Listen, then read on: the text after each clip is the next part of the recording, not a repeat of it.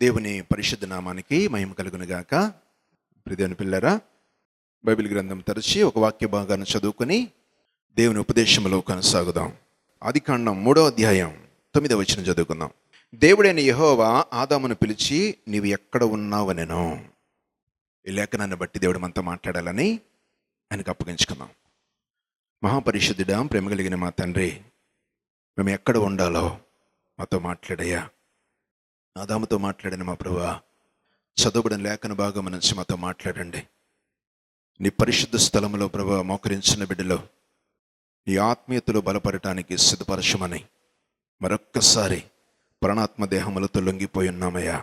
మీరే మమ్మల్ని బలపరిచి భద్రపరచమని, సూటిగా తేటగా మాతో మాట్లాడమని, ఘనతా ప్రభావములు మీరు పొందుకొని మీ కృపకు మమ్మ పాత్రలుగా ఎంచమని యేసు పరిశుద్ధ నామములు అడిగి వేడుకొని నీ చేతులకు అప్పగించుకొనిచున్నాం తండ్రి. ఆమేన్. హల్లెలూయా. ప్రియ దేవుని పిల్లలారా, దేవుడైన యెహోవా ఆదామును పిలిచి, నీవు ఎక్కడున్నావు అనెను. ఏదైనా తోటలో ఆదామయ్య గారు ఉండగా ప్రభువైన యేసుక్రీస్తు ప్రభు ఆయన ప్రతి సాయంత్రము ఈ భూమి మీదకి వచ్చి ఆదాముతో గడుపుతూ చల్లపూట ఎంతో స్నేహంగా ఆ గడిచిన దినములలో ఆ విధంగా బతుకుతున్న పరిస్థితులలో, ఆదాముతో సహవాసం చేస్తున్న పరిస్థితులలో సర్వోన్నతుడైన దేవుడు ఒకానొక సందర్భమున, ఆదామా నువ్వెక్కడున్నావు అని అడుగుతున్నాడు. ఎందుకని? ఆయనకి ఎరగన ముచ్చట ఆయనకి తెలీదా ఆదాము ఎక్కడున్నాడో? ఏదైనా తోటలో ఉంటాడు. ఆయన వచ్చే సమయానికి దేవుడు ఆదామును అడుగుతున్న మాట, నువ్వెక్కడున్నావు అని అడుగుతున్నాడు. ఎందుకు తెలియదు? ఒక నరుడు ఆయన సృజించుకున్నాడు, ఆయన చేత్తో మలిచాడు అతన్ని. అయినా ఆయన పిలవటానికి, ఆయన అడగటానికి ఎక్కడున్నావు అని అడుగుతున్నాడే, ఆ మాట ఈ దృష్టికి మన జీవితాల్లో మనం ఎక్కడున్నాం తెలియాలి. దేవుని దృష్టికి ఏ పరిస్థితిలో ఉన్నామో ఉపదేశము ద్వారా బలపడి ఆయన దృష్టికి అంగీకారంగా మార్చబడాలి. దేవుడి ఏర్పాటులో ఉండి ఆయన ప్రశ్నించే విధానంలో మన జీవితం ఉంటే అది వ్యర్థమే. ఆ మాట దేవుడు అడిగితే 12వ వచనంలో ఆదామయ్య గారు ఏం చెప్తున్నాడు చూడండి ఒక మాట. అందుకు ఆదాము, నాతో నుండుటకు నీవు నాకిచ్చిన ఈ స్త్రీయే ఒక వృక్ష ఫలములు కొన్ని తెచ్చి నాకీగా నేను తింటిని. దేవుడు ఒక్క మాట చెప్పాడు, ఈ ఫలం తినొద్దు మీరు, ఈ తోటంతా మీకోసం ఏర్పరచని. ఇదంతా మనకు తెలిసిన ముచ్చటే కదా. ఆ స్త్రీ తీసుకొచ్చి ఆదాముకి పెడితే అవి తిన్న తర్వాత దేవుని మీద తిరుగుబాటు చేసే విధానంలో మాట్లాడుతున్నాడు ఈయన. నువ్విచ్చిన స్త్రీయేగా, లేకపోతే నేను తినేవాడిని కాదయ్యి, అని తెచ్చింది నేను తినేసాను. మీకు అర్థమవుతుందా? అందుకని అడుగుతున్నాడు, నువ్వు ఎక్కడున్నావు, నాలో ఎందుకు లేవు, నువ్వు నా మాటను అతిక్రమించి నువ్వెందుకు బతుకుతున్నా, అదమా నువ్వెక్కడా అని అడిగితే దేవుడి మీద తిరుగుబాటు చేస్తున్నాడు. నువ్విచ్చావు కదా స్త్రీని, ఆమెను తీసుకొచ్చి తిన్నాను, నేనుగా తినలా. బిడ్డలు గమనించండి, దీనికి ఇంకా మీకు అర్థమయ్యే రీతిలో చెప్పనా. ఒక కుటుంబంలో ఒక వివాహం కోసం కొంచెం అప్పు చేసుకున్నారు, డబ్బులు బ్యాంక్ నుంచి తీసుకెళ్తున్నాడు. బ్యాంక్ నుంచి తీసుకెళ్తుంటే ఆ వెళ్తున్న సందర్భంలో కింద పడిపోయినాయి, బ్యాగ్ పడిపోయింది, బండి మీద వెళ్ళిపోయిన పరిస్థితిని బట్టి దేవుడిని నమ్మిన వాళ్ళు వెనకాల వెళ్తున్నారు, ఆయనకు దొరికినాయి. దాన్ని ఏ విధంగా భావిస్తావు? నీకు కొన్ని పరిస్థితులు బాగోలేదు, ఏ విధంగా భావిస్తావు నువ్వు? దేవుడు నాకు ఇచ్చాడు అనేనా? ఇప్పుడు అదే అడుగుతున్నాడు ఆయన. ఆ విధమైన పరిస్థితులు దేవుడు నన్ను కలగజేసుకుని ఏదో రకంగా ఇది ఇచ్చాడు. నీకు కలగజేసుకున్న పరిస్థితి నీకు ఇచ్చాడు అనటానికి ఒక నాశనం చేసి దేవుడు నీకు ఇస్తాడా?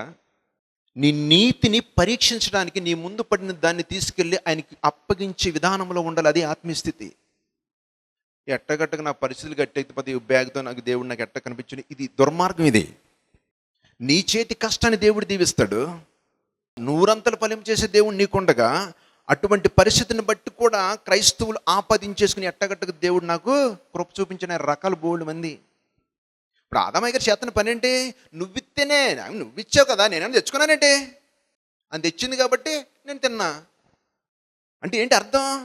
దేవుని మాటను పక్కన పెట్టేసి ఆ మాటకు లోబడిపోయి, అమ్మా నువ్వు ఎందుకు తీసుకొచ్చావు అవి, అవి తినొద్దు అన్నాడు కదా, ఎందుకు చేసేవి ఈ పని, ఇంతటి దుష్ప్రవర్తన కలిగిన పరిస్థితుల్లోకి ఎందుకు వెళ్ళావు నువ్వు, ఆయన వస్తే నేను ఏం సమాధానం చెప్పాలి అని ఆ పక్షమున ప్రార్థన చేయడానికి దేవుడు వచ్చే సమయాన్ని కాసు కూర్చుని అయ్యో తప్పు చేసామని అడిగే విధానంలో నుంచి పోయి, నువ్వు ఇచ్చావుగా అందుకే తీసుకొస్తే కాసింత తిన్నా, మూట కట్టేసుకున్నాడు పాపం. అందుకని ప్రభు అడుగుతున్న మాట, నువ్వెక్కడున్నావు, ఎక్కడున్నాడు ఆదామో? దేవుని మీద తిరుగుబాటు చేసే స్థితిలో ఉన్నాడు ఆయన. దాని ప్రతిఫలం ఏంటి? సరే, దేవుడు ఏం చేశాడు ఆయన్ని? ఏదైనా తోటలో ఉన్నాడా? సంఘంలో ఉన్నాడా? లేడుగా. వెళ్ళగొట్టేశాడు. బయటికి వెళ్ళగొట్టేసిన తర్వాత అప్పటి వరకు కష్టం అంటూ తెలియదు, దుఃఖం అంటే తెలియదు. ఎందుకని? దేవుని సన్నిధి తోడుంది, సర్వశక్తివంతుడైన దేవుడే సహాసంలో ఉన్నాడు. ఆ పరిస్థితిని బట్టి ఎటువంటి ఆటంకము లేదు. ఆ స్థితిలో నుంచి వెళ్ళగొట్టిన తర్వాత, దేవుని సన్నిధి దూరం అయిపోయిన తర్వాత, తన బ్రతుకుతున్న బ్రతుకులో ఏంటిదని, ఒక పూట తిండి తినాలంటే చెమట నేలను రాలాలంట. అప్పటి వరకు శ్రమ లేదు. తోటను సేద్యపరుచుకుంటూ దేవుడు సుభిక్షమైన ఆశీర్వాదకరమైన పరిస్థితులు బతికిచ్చేస్తున్నాడు. ఎప్పుడైతే తిరుగుబాటు చేశాడో ఒక మాట మాట్లాడాడు, అదమా ఎక్కడున్నావయ్యా, ప్రభువా తప్పు చేసిన ఒక్క మాట అల్లిపోయాడైనా. ఆ తర్వాత వెళ్ళగొట్టిన తర్వాత ఎలా ఉంటే, దేవుని సన్నిధిని దాటిపోయిన పరిస్థితులు ఎలా ఉంటాయి కుటుంబాలు? దేవుని చేతులతో చేయబడ్డవారు వాళ్ళు. దేవుడు మాట చొప్పున కనిగినోళ్ళు కాదు, దేవుడి చేతుల ద్వారా చేయబడిన వ్యక్తులలో. వారి నిమిత్తమే ఆయన వెళ్ళగొట్టడానికి గల కారణం అతిక్రమం, తిరుగుబాటు. ఆ క్రమంలో బ్రతుకుతున్న విధానాన్ని బట్టి తన కలిగిన సంతతి పేరేంటి బిడ్డ? 2 కొడుకులు కదా. ఒక కొడుకు చంపేసే స్థాయిలోకి వెళ్ళిపోయారంటే, దేవుని సన్నిధి దూరం అయిపోతే, ఆయన ఎక్కడున్నామని అడుగుతున్నప్పుడు పశ్చాత్తాపంతో రగిలిపోయి మోకరించి ఆయన అడిగే విధానంలో లేకపోతే ఆ కుటుంబం పరిస్థితులు ఏమైపోతున్నాయి? దేవుని దూరం చేసుకున్న పరిస్థితిని బట్టి ఒక కొడుకు ఈర్ష్యద్వేషంతో ఇంకొక కొడుకుని చంపేశాడు. దేవుని సన్నిధి నుంచి దూరం అయిపోయారు, శ్రమకు అప్పగించబడ్డాడు. తినటానికి తిండి తినాలి అంటే చెమట నేలను రాలాలి. అలాంటి పరిస్థితిలో ఉన్నప్పుడు తన కుటుంబంలో ఏం జరుగుతుంది? నెమ్మదుందా? ఎందుకని ఈ మాటలు చెప్తున్నాను తెలుసా? ఎక్కడున్నా అడుగుతున్నాడు. ఆదాము తిరుగుబాటు చేసే ధోరణిలో ఉన్నాడు కాబట్టి ఇన్ని శ్రమలు తెచ్చుకున్నాడు. తిరుగుబాటుకరమైన పరిస్థితిలో ఉంటే విశ్వాసవే. దేవుడు మలుచుకున్న వాళ్ళతో చెప్తున్నాడు, దేవుడు నమ్మిన మనం శ్రమలలో చిక్కబడిపోయి అల్లాడిపోతున్నామంటే తిరుగుబాటు చేస్తున్నామేమో. ఒకసారి ఆలోచించి ఆయన అడుగుతున్నాడు, ఎక్కడున్నామని. హల్లెలూయా, హల్లెలూయా. ఒక కొడుకుని ఇద్దరు అన్నదమ్ములు ఒకడి మీద పడి ఒకడు చంపేయడం అంటే ఎంతకంటే దౌర్భాగ్యం ఉంటుంది. ఆ పరిస్థితులకు వెళ్ళిపోవడానికి గల కారణం ఏంటి? సన్నిధి నుంచి వెళ్ళిపోయారు, ఎళ్ళగొట్టబడ్డారు. దేవుడి సహవాసం దూరం అయిపోయింది, దేవుని మాట కరువైపోయింది. మహోన్నతుడైన దేవునికి ఎడబాటు బతికేస్తున్నారు. ఆ బతుకుతున్న విధానంలో ఒక్కసారి అడిగాడు, ఆదామా నువ్వెక్కడా? తిరుగుబాటు చేశాడు. దాని ఖరీదు పతనావస్థలోనికి వెళ్ళిపోయింది దాని కుటుంబం. అంచెలంచెలుగా, అసలు మామూలుగా కాదు. ఒక కొడుకు ఒకడు చనిపోయాడు కదా, ఇంకో కొడుకు దేశ దిమ్మరగా ముద్రేసాడు. యేసుబాబు దేశ దిమ్మరగా ముద్రేసాడు. అడిగి ఇంతటి దౌర్భాగ్యమైన బతుకు ఇంకా నాకు అవసరమా? చావు అయితే మేలు కదా అంటాడు మళ్ళీని. అని అంటే, నిన్ను చంపిన వాడికి నీకంటే 7 అంతల శిక్ష వస్తుంది అంటాడు. బిడ్డా, నువ్వు దేవుని ఎడల తిరుగుబాటు చేసే విధానం అంటే తెలుసా? ఆయన ఎరిగి ఆయన అనుసరిస్తున్న విధానంలో నీ అక్కర తీర్చుకోవడానికి దేవుణ్ణి పక్కన పెడతావే, బైబిల్కి దూరంగా బతికేయడానికి సిద్ధపడతావే, పర్వాలేదు నేను రాజీ పడిపోయిన బతుకుతావే, అది ధిక్కారం. ఆ విధానాన్ని బట్టి దేవుడు కలగజేసుకుంటే అంచెలంచెలుగా ఏ విధంగా తన ఏర్పరుచుకున్న కుటుంబం, తన సహవాసం చేస్తున్న కుటుంబం, దేవుని సన్నిధిలో ఉన్న కుటుంబం ఒక్కసారి వెళ్ళగొట్టబడితే, దేవుడు దూరమైతే ఎంతటి దౌర్భాగ్యమైన స్థితికి వెళ్ళిపోయింది ఒకసారి గమనించండి. బిడ్డలారా, తిరుగుబాటు కలిగిన జీవితంతో జీవిస్తున్నావా? జాగ్రత్త. ప్రభు మాట్లాడుతున్నాడా ఈ పూట? నీ దృష్టి, ఆయన దృష్టి నీ మీద ఉండాలి. చల్లపూట అయితే ఆయన దగ్గరికి వచ్చేవాడు, మాట్లాడేవాడు, అదమా ఇదంతా నీదే, ఈ జంతువులన్నిటికీ పేర్లు పెట్టు, ఇవన్నీ నేను సృష్టించినవే అని ముచ్చటించేవాడు యేసుబాబు. ఆ స్థితి నుంచి ఎక్కడున్నావు ఆదామా అని అడిగితే, మోకరించి ప్రభా నేను తప్పు చేసి నల్లపోయాడే. దేవుని సన్నిధి దూరం అయిపోయింది, కుటుంబం పతనావస్థకి వెళ్ళిపోయింది, కొడుకులు ఒకరినొకరు కొట్టుకు చచ్చే స్థాయికి వెళ్ళిపోయింది, మిగిలిన వాడి దేశ దిమ్మరగా ముద్ర వేయబడ్డాడు, శిక్షకు అప్పగించబడి. ఇంతకంటే దౌర్భాగ్యం ఏముంటుంది? ఇవన్నీ కారణం ఏంటి? ఎక్కడి నుంచి? ధిక్కరించాడు, తిరుగుబాటు చేశాడు దేవుని మీద. ఇంకొక సందర్భాన్ని త్వరగా మీకు జ్ఞాపకం చేస్తాను. బైబిల్ గ్రంథం తెరిచి చదువుదాం. అంటే ఈ విధానాన్ని బట్టి నువ్వేమి నేర్చుకోవాలా? తిరుగుబాటు ద్వారా ఉండకూడదు దేవుని మీద. ఆయన చిత్తానికి అప్పగించుకో. నాకు ఇది కావాలి ప్రభువా కాదు, నేను నీ కోసం ఏం చేయాలయ్యా అని అడుగు. నీ కోసం నేను ఏం చేశాను? నిన్ను మహిమపరిచే విధానంగా నా జీవితం ఎలా ఉందే? నీ ఆత్మ నాకు అనుగ్రహించు ప్రభువా. అది అనుకోగలిగిన భక్తి. హల్లెలూయా. రెండవ రాజుల గ్రంథం 5వ అధ్యాయం 25-26. అతడు లోపలికి పోయి తన యజమానుని ముందర నిలవగా ఎలీషా వానిని చూసి, గెహాజీ, నీవెచ్చటి నుండి వచ్చితివని అడిగినందుకు వాడు, నీ దాసుడిని నేను ఎచ్చటికి పోలేదనెను. హల్లెలూయా. అంత మనకు తెలిసిన ముచ్చటేగా. దైవజనుడు గెహాజీని అడుగుతాడు, గెహాజీ నువ్వెక్కడికి వెళ్ళావు? నేనెక్కడికి వెళ్ళానయ్యా, ఇక్కడే ఉన్నానుగా అని అంటాడు. ఏ సందర్భం? కుష్ఠుడు వస్తాడు చూసావా, కుష్ఠుడు వచ్చి స్వస్థపడి వెళ్ళిపోతున్న పరిస్థితి బట్టి ఆడి ఎత్తికలు ఉన్న బంగారం తెచ్చుకుని పరిగెట్టుకుని వెళ్ళిపోతాడే. వెళ్ళిపోయిన సందర్భంలో సేవకుడు గ్రహించి, గెహాజీ నువ్వు ఎక్కడికి వెళ్ళావు? నేను ఎక్కడికి వెళ్ళానయ్యా, ఇక్కడే ఉన్నాను అంటే దైవజనుడు మాట్లాడుతున్నమాట. ఏమని అడిగాడు ఆయన్ని? ఆదాము గారిని దేవుడు ఏమడిగాడు? అదామా నువ్వు ఎక్కడా అని అడిగాడు. తప్పించుకునే స్వభావంలో దేవుడి మీద తిరుగుబాటు చేసిన దాన్ని బట్టి పతనావస్థకి వెళ్ళిపోయింది ఆ కుటుంబం. 2, ఇక్కడ గెహాజీని దేవుడి దైవజనుడి దగ్గర పరిచర్య చేస్తున్న వ్యక్తిని, గెహాజీ నువ్వు ఎక్కడికి వెళ్ళావు అంటే, నేను ఇక్కడే ఉన్నానయ్యా. మీకు అర్థమవుతుందా? ఇక్కడే ఉన్నానని అంటే దైవజనుడు ఏమంటున్నాడు చూడండి. అంతటి ఎలీషా వానితో, ఆ మనుషుడు తన రథము దిగి నిన్ను ఎదుర్కొన్నట్టుకు తిరిగి వచ్చినప్పుడు నా మనసు నీతో కూడా రాలేదా? ద్రవ్యమును, వస్త్రములను, ఒలీవ చెట్ల తోటలను, ద్రాక్ష తోటలను, గొర్రెలను, ఎడ్లను, దాసీలను సంపాదించుకున్నట్టు ఇది సమయమా? దైవజనుడు అంటున్నమాట, నా మనస్సు నీతో రాలేదా? ఎక్కడికి వెళ్ళాడు? ఏది వద్దన్నాడు తెచ్చుకుంటానికి వెళ్ళాడు. ఇక్కడ నువ్వు జ్ఞాపకం చేసుకోవాల్సిన పాయింట్ ఏంటంటే, దైవజనుడు చేత అబద్ధం ఆడుతున్నాడు. నేను అక్కడికి వెళ్ళలేదు, ఇక్కడే ఉన్నానయ్యని. ఎవరితో? 2 పాళ్ళు ఆత్మచేత నింపబడి దేవుని ప్రత్యక్షత కలిగిన వ్యక్తి, దేవుని స్వరం ఆలకించగలిగిన వ్యక్తి, యోర్దానుని బాయిలుగా చేసిన వ్యక్తి, 14 అద్భుతాలు చేసిన వ్యక్తి, అంతటి దైవజనుడి చేత తనతో నేను ఇక్కడే ఉన్నాను అని అబద్ధం ఆడుతున్నాడు. గెహాజీ నువ్వు ఎక్కడున్నా? నేను ఎక్కడికి వెళ్ళదయ్యా, ఇక్కడే ఉన్నా. అబద్ధం ఖరీదెంతో తెలుసా? నిజంగా బైబిల్ చదువుతుంటే భయం వచ్చేది బిడ్డలారా. ఎందుకు ఇలా బతకకూడదు, ఎందుకు ఇలా ఉండకూడదు? నేను చేసిన తప్పండి, మనం శుద్ధి చేసుకోవడానికి ఉపదేశంలోనికి రావాలి నువ్వు. ఆయన ఇప్పుడు నిన్ను అడుగుతున్నాడు, తిరుగుబాటు దగ్గర ఉన్నావా? జాగ్రత్త. 2, ఇక్కడ అబద్ధము ఖరీదు. ఒక మాట చదవండి, 27వ వచనం. కాబట్టి నయమానుకు కలిగిన కుష్టు నీకును నీ సంతతికిని సర్వకాలము అంటియుండునని చెప్పగా, వాడు మంచు వలె తెల్లనినైన కుష్టు కలిగి ఎలీషా ఎదుటి నుండి బయటికి వెళ్ళిపోయాను. నీకు అర్థమవుతుందా? దైవజనుడు అడిగాడు, ఏం చేస్తున్నా, ఎక్కడికి వెళ్ళావు? తప్పు అయిపోయిందయ్యా, ఆశపడి నేను వెళ్ళాను, నేను తెచ్చానయ్యా, దాచుకున్నానయ్యా అని ఒక మాట చెప్తే ఆ ప్రతిఫలం ఎలా ఉండేదో దేవుని చిత్తం. అక్కడ ఆడిన అబద్ధం ఖరీదు. ఎవడైతే కుష్ఠరోగం బాగు చేసుకుని వెళ్తున్నాడో ఆ కుష్ఠరోగం నీకు, నీ సంతతికి, అక్కడ అన్న మాట ఏంటో తెలుసా? నీ సర్వకాలము అంటి ఉండెను. నువ్వు చేసిన తప్పుకి నీకు శిక్ష పడుతుంది అంటే ఒకటే, తన చేసిన పరిస్థితిని బట్టి, తన కలిగిన శిక్షను బట్టి ఎంతమందికి? సర్వకాలం అంటే సదాకాలం. ఆడు కుటుంబం అంతా కుష్ఠరోగమే. ఒక అబద్ధము ఖరీదు ఎంత భారమో ఒకసారి గమనించు. చాలా జాగ్రత్త బిడ్డ. ఎక్కడున్నావని అడుగుతున్న దేవుడి సన్నిధిలో నువ్వు ఉన్నావు. అప్పుడు మాట్లాడింది యేసుక్రీస్తు ప్రభువే, ఇప్పుడు నీతో మాట్లాడుతుంది కూడా వాక్యమే. నీ బ్రతుకుని సరి చేసుకోవటానికి ఎక్కడున్నావని అడుగుతున్న సందర్భాన్ని బట్టి తిరుగుబాటులో ఉన్నావా? బయటికి రా. అబద్ధకరమైన జీవితంలో జీవించడానికి సిద్ధపడి ఉన్నావా? జాగ్రత్త. ఇక మళ్ళీ దేవుని సన్నిధి ముఖం చూసుంటాడా గెహాజీ? కుష్ఠులు ఎక్కడ ఉంటారు పాత నిబంధన ప్రకారం? గుడారం బయట, వాళ్ళకి ప్రత్యేకమైన చోటు. వాడు ఊళ్ళోకి వస్తానికి ఇల్లేదు. మరి ఈయనతో పాటు కుటుంబం అంతా, పిల్లలు, సర్వకాలం అంటే బతుకున్నంత కాలంగా దేనికి వచ్చింది ఆ మాట? నేను ఇక్కడే ఉన్నానయ్యా. అబద్ధం.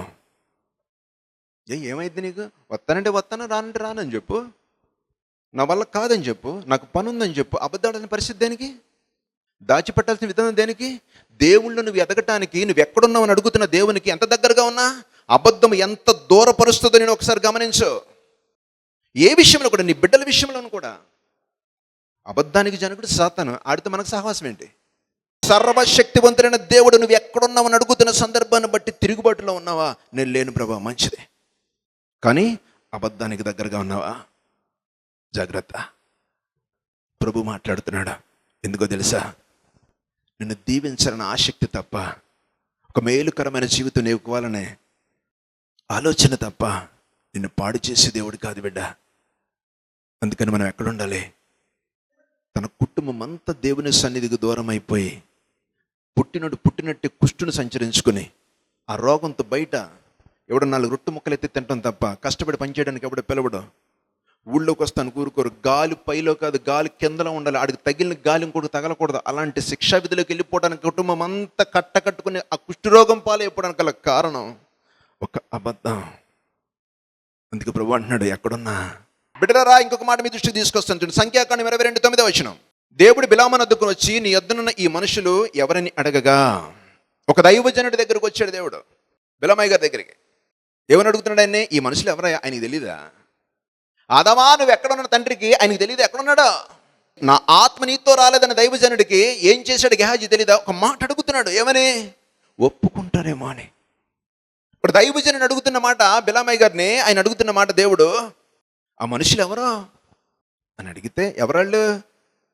బాలాకు రాజు మనుషులు.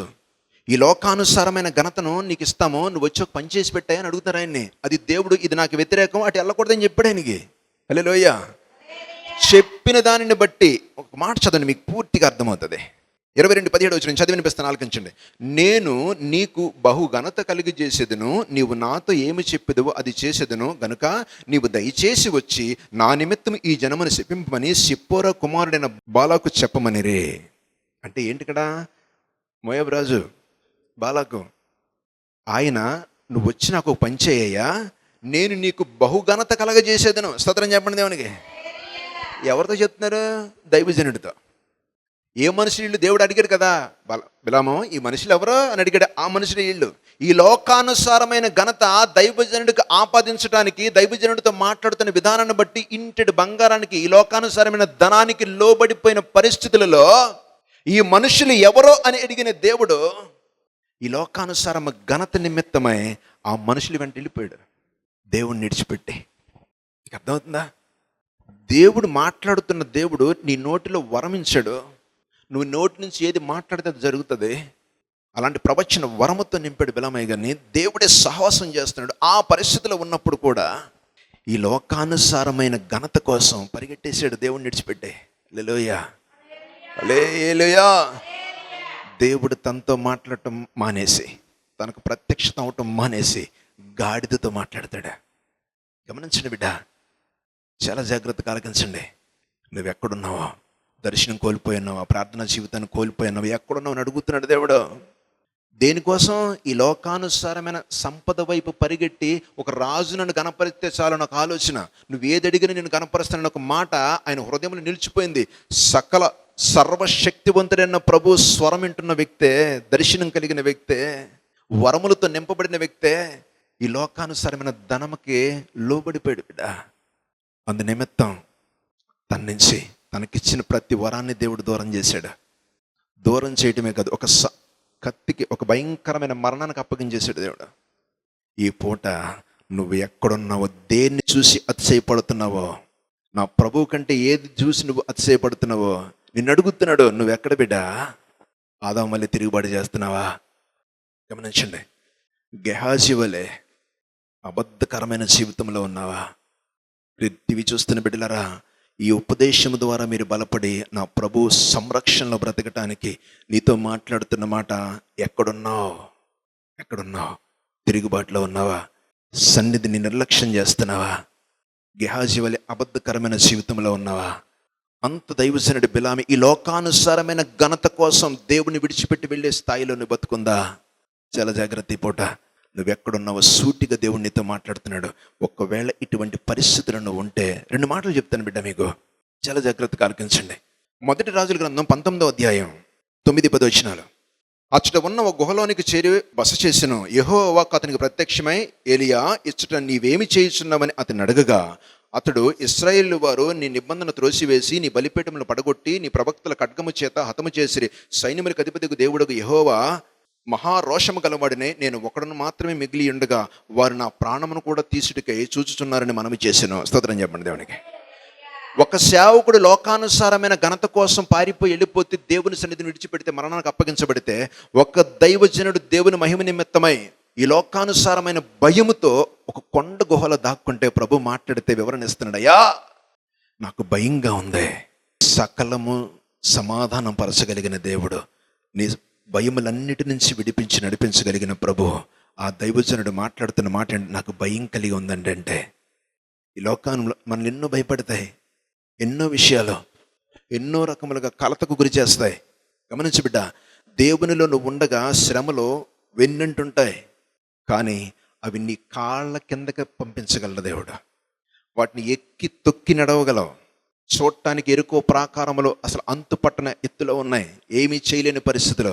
కానీ ప్రభువును స్తుతిస్తే ఇశ్రాయేలు పాదముల కిందకు వచ్చి ఎక్కెళ్ళిపోయారు వాటిని. హల్లెలూయా. అంతటి గొప్ప దేవుడు నువ్వు కలిగి ఉన్నప్పుడు, భయము కలిగి ఉన్న ఎలియా దగ్గరికి దేవుని స్వరమని వచ్చింది. ఎలియా ఇక్కడ ఏం చేస్తున్నా? అయ్యా నాకు భయంగా ఉంది అని ఒక్క మాట అంటే దేవుడు అన్న మాట చూడండి.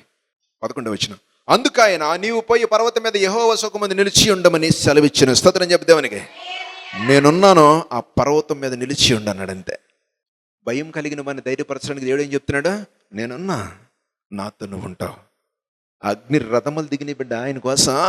స్తోత్రం చెప్పండి దేవునికి. ఎందుకని? ఆయన ఎక్కడున్నావంటే పశ్చాత్తాపంతో తనకు కలిగిన వేదన చెప్పగలిగాడు. అర్థమవుతుందా? నువ్వు ఎట్టుండాలా? ఆదాములో ధిక్కారంతోనా, తిరుగుబాటు చేసే విధానంలోనా, గెహాజీ వలె అబద్ధానాడి స్థితిలోనా? గమనించండి బిడ్డలారా, ఒక బిలామోలే లోకానుసారం సమస్తము సకలము ఆయనై ఉండగా ఆయన కంటే నీకు ఏది ఎక్కువ? ఆయన మహిమపరిస్తే నేను కనపరిచే దేవుడే, నీకు కిరీటం ఇవ్వగలిగిన వాడే, ఈ లోకంలో నేను ఎత్తి పట్టుకోగలిగిన దేవుడే. కానీ నీ జీవితంలో ఎక్కడుందా నీ పోటు అడుగుతున్నాడు? అబద్ధము దగ్గర, తిరుగుబాటు దగ్గర ఉన్నావా? ఆలకించొకసారి. ప్రభు మాట్లాడుతున్నాడు, అప్పగించుకో. ప్రభా స్థితిలో నేను ఉన్నాను, విడిపించబడటానికి ఒక మార్గంగా ఎంచుకో. స్తోత్రం చెప్పు దేవునికి. ఒక మాట చెప్పనా, నేను ముగిస్తాను. ఏం చెప్పగలగాలి? ఈ లోకానుసారమైన భయాన్ని బట్టి ప్రభు నేను భయపడుతున్నాను అంటే నా సముఖం ముందు నిలువన్నాడు ఆయన. హల్లెలూయా. నేనున్నాను అన్న దేవుడి దగ్గర ఉండటానికి ఏలియా నిలబడ్డాడు. గమనించండి బిడ్డలారా, 2వ రాజుల గ్రంథం 4వ అధ్యాయం 2వ వచనం. ఎలీషా, నా వలన నీకేమి కావాలనో, నీ ఇంటిలో ఏమున్నదో అది నాకు తెలియజెప్పమనెను. అందుకామె, నీ దాసురాలని నా ఇంటిలో నూనె కుండ ఒకటి ఉన్నదని. హల్లెలూయా.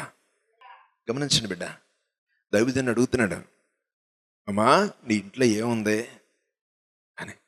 అయ్యా, ఎవరో గెహాజీకి కుష్టిని ఆపాదించాడు ఎలీషా.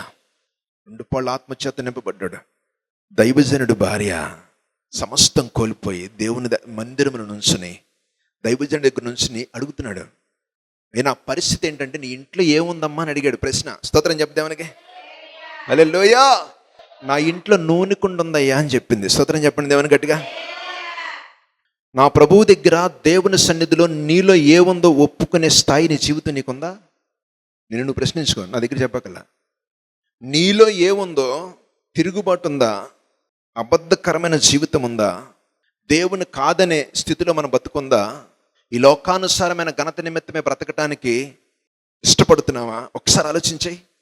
ఆమెను అడుగున మాటకు నిమిత్తం నా ఇంట్లో నూనె కుట్టుందని చెప్పింది. అట్ట చెప్పే స్థాయి నేను అబద్ధికుడినే, నన్ను క్షమించాయా, నేను నీ మీద ఎన్నోసార్లు తిరుగుబాటు చేస్తున్నాను, అట్టి మనసు నా నుంచి తొలగించాయా.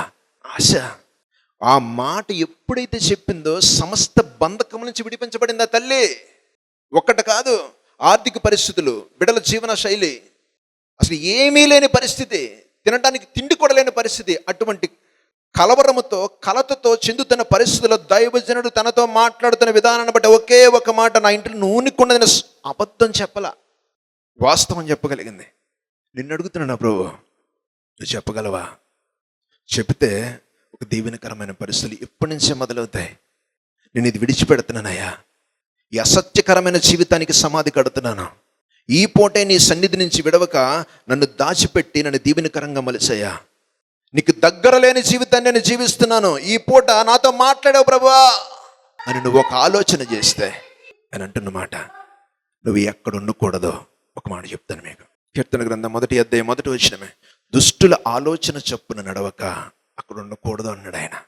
పాపుల మార్గమున నిలవక అసలు అక్కడే ఉండకూడదు అన్నాడు. నువ్వు వెళుతున్నప్పుడు వారు పిలిచినా అక్కడ నిలబడి సమాధానం కూడా చెప్పొద్దు అన్నాడు. నువ్వు అక్కడ ఉన్నావా? దుష్టులు అంటే ఎవడో? పాడు చేసేవాడు.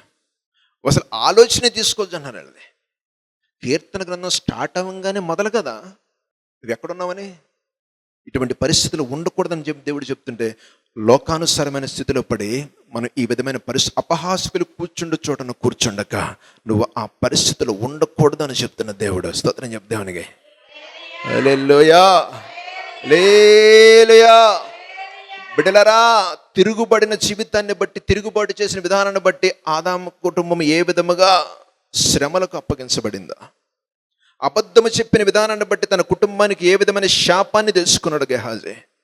ఒక దైవజనుడు అండి, ఒక దేవుని వరములతో నింపబడిన వ్యక్తి దేవునికి అంగీకారంగా బ్రతుకుతున్న తరుణములో ఈ లోకానుసారమైన ఘనత నిమిత్తమై నా ప్రభువుని విడిచిపెట్టిన సందర్భాన్ని బట్టి తన నడక విపరీతమైపోయిందో, దేవుని చెంత ఒప్పుకున్న ఆ తల్లి ఒక నూనెకుండుందయ్యా, దీవించబడిందా. అట్టి నిజం చెప్పే స్థితి నీదైతే ప్రభు నిన్ను విడిచిపెట్టడా. అపహాసకుల చోట నువ్వు ఉండక చాలా జాగ్రత్త బిడ్డ. ఒక మాట చూడండి, కీర్తనల గ్రంథం 32వ అధ్యాయం 1వ వచనం. తమ అతిక్రమములకు పరిహారము నొందినవాడు, తన పాపమునకు ప్రాయశ్చిత్తము నొందినవాడు ధన్యుడు. ఒకవేళ ఆ స్థితిలో మనం ఉంటే, నువ్వు ప్రాయశ్చిత్తం పొందటానికి ప్రభు సన్నిధిలో ఉండి ఒప్పుకోవటానికి సిద్ధపడితే ప్రభు నీతో మాట్లాడుతున్నాడు బిడ్డ. అది ధన్యకరమైన జీవితం అని. అటు స్థితిలో నీకు నువ్వు రావాలంటే, ఆయన కలగజేసుకోవాలి అంటే, నిన్ను ఎక్కడున్నావు అన్న నా తండ్రి, ఒకవేళ అబద్ధంలో ఉన్నావా, తిరుగుబాటులో ఉన్నావా, అపహాసకులతో సహవాసంలో ఉన్నావా, దూషించే వారితో నువ్వు స్నేహం చేస్తున్నావా, పాపులతో నిలిచి ఉన్నావా, బిడ్డ గమనించు. ఏ మార్గంలో ఉన్నా నువ్వు రావటానికి ఇదొక సన్మార్గం ఏర్పరిచిన దేవుని సన్నిధిలో నువ్వు ఉన్నావు. ఆయనకి లోబడిపోతున్నాను అని ఒక మాట ప్రకారం నువ్వు జీవించడానికి సిద్ధపడితే మోకరించి ప్రార్థన చేద్దాం. మహాపరిశుద్ధుడా, ప్రేమ కలిగిన మా తండ్రి, శక్తివంతుడా, ఆశ్చర్యకరుడా, దేవాది దేవా, మేము ఎక్కడున్నావో మాతో మాట్లాడావు ప్రభా. నీకెంత దూరంగా ఉన్నావో మాతో మాట్లాడావు తండ్రి. మమ్మల్ని క్షమించయ్యా, మమ్మల్ని క్షమించు ప్రభా. అనుదినము నీ ఎడల తిరుగుబాటుకరమైన స్థితిలో మా జీవితాలు ఉన్నాయేమో, మమ్మల్ని క్షమించయ్యా. నీ మాటకు లోబడిపోతున్నాం ప్రభా. అబద్ధకరమైన జీవితం మాలో ఉందేమో నా తండ్రి. సర్వశక్తివంతుడా, అటువంటి శాపానికి గురికాక ఇప్పుడే ప్రభా నీ ఆత్మచేత మమ్మల్ని నింపి నడిపించుకొనమని, ప్రతి అవసరతను తీర్చగలిగిన వాడు నీవేనని, నీ చిత్తమే మా పట్ల నెరవేర్చమని ఇటీవీ చూస్తున్న బిడ్డలు జ్ఞాపకం చేసుకుని తండ్రి, ఎక్కడ నిలిచి ఉన్నారో, ఏ పరిస్థితుల వారు బ్రతుకులు కొనసాగుతున్నావో తండ్రి, నీ వైపు చూసేవారుగా, పశ్చాత్తాపము కలిగిన తండ్రి నీ వైపు చేతులెత్తి అడిగేవారుగా క్షమించి బ్రహ్మ, ధన్యకరమైన జీవితంలో నడిపించి ప్రతి అవసరతను తీర్చమని, ఒక మేలుకరమైన జీవితాలు బిడ్డలకు దయచేయమని, అటు శ్రమల నుంచి విడిపించగలిగిన మహాప్రభో నీకు అప్పగిస్తున్నాను తండ్రి. తిరగబడిన వారుగా ఉన్నామేమో, మమ్మల్ని క్షమించు. నిరంతరం అబద్ధము కలిగిన జీవితం జీవిస్తున్నావేమో, మమ్మల్ని క్షమించయ్యా. నిజం చెప్పలేని స్థితిలో మా బతుకులున్నామేమో, మమ్మల్ని క్షమించు దేవా. నీ సన్నిధిని విడిచి మా ఇష్టాన్ని నెరవేర్చుకుంటున్నావేమో, మమ్మల్ని క్షమించు. చెరువచ్చిన బిడ్డలందరినీ క్షమాపణలోనికి నడిపించయ్యా.